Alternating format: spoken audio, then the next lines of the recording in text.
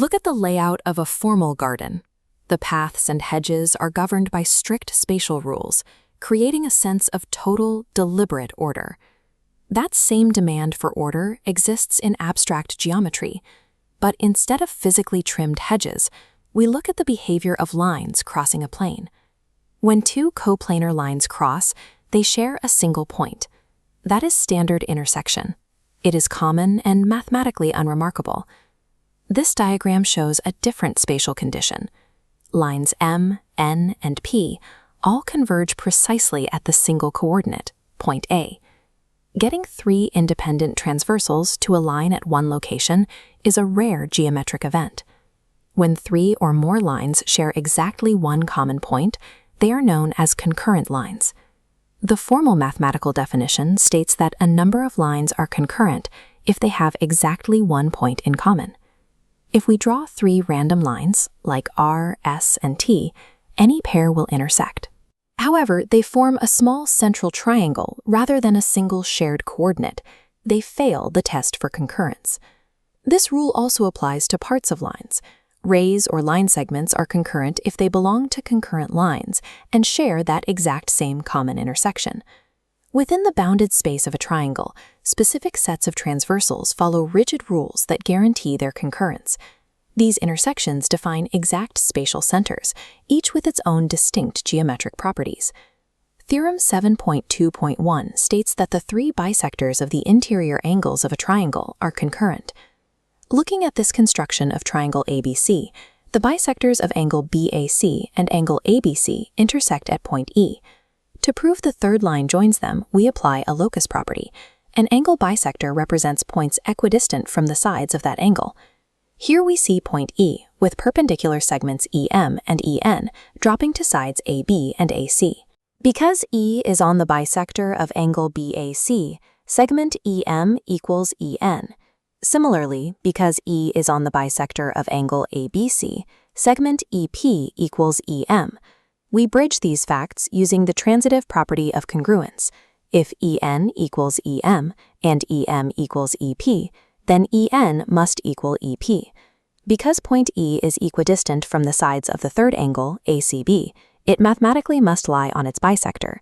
The three angle bisectors are proven to be concurrent. The exact point where these angle bisectors meet is called the incenter of the triangle. Because the incenter's location relies entirely on interior angle bisectors, it is geometrically guaranteed to always exist inside the boundaries of the shape.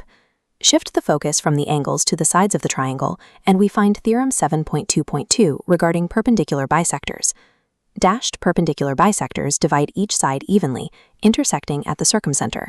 Being equidistant from the endpoints of each side, this point is exactly the same distance from all three vertices, forming the radius for a circumscribed circle that touches every corner perfectly. The incenter and circumcenter are entirely distinct points, and unlike the incenter, the circumcenter is not bound to the interior space. As shown in this animation, depending on the triangle's angles, the circumcenter can exist inside, directly on the boundary, or in the exterior space. As the shape stretches from acute to obtuse, the center point migrates outward. The circumcenter's position is dictated by the lengths and relationships of the exterior boundaries, freeing it from the confines of the interior volume. Next, we examine a third transversal, the altitude. This is a line segment that drops straight down from a vertex to form a perpendicular angle with the opposite side. Theorem 7.2.3 confirms that a triangle's three altitudes are also always concurrent. In this standard acute triangle, we see the blue altitude lines dropping from vertices D, E, and F. They intersect at point N. This specific point of concurrence is called the orthocenter. But look at the obtuse triangle in this image. The orthocenter, labeled point X, floats far in the exterior. We have to draw dashed extension lines from the bases just to complete the perpendicular drops. When interior angles exceed 90 degrees, the perpendicular drop falls onto an extended geometric plane. The resulting orthocenter resides in the space beyond the triangle's physical boundaries.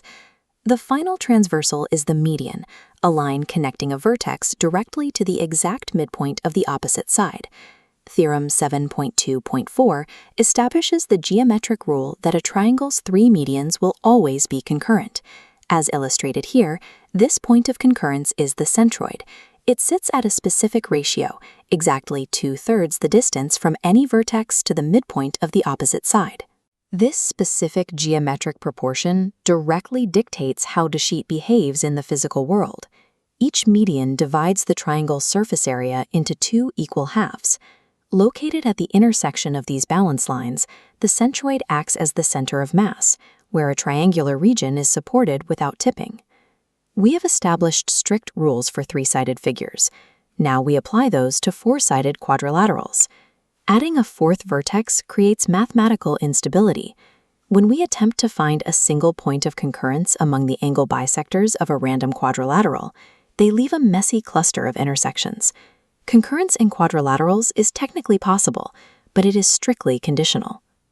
The four lines will align to a single concurrent point only when the quadrilateral conforms to highly specific symmetric constraints. This same conditional vulnerability applies to the perpendicular bisectors of a quadrilateral sides. They require a specific geometric structure to align. Concurrence provides the mathematical framework for identifying a single point of origin or balance within a polygon. It is the specific geometric condition that transforms independent, crossing lines into a unified center.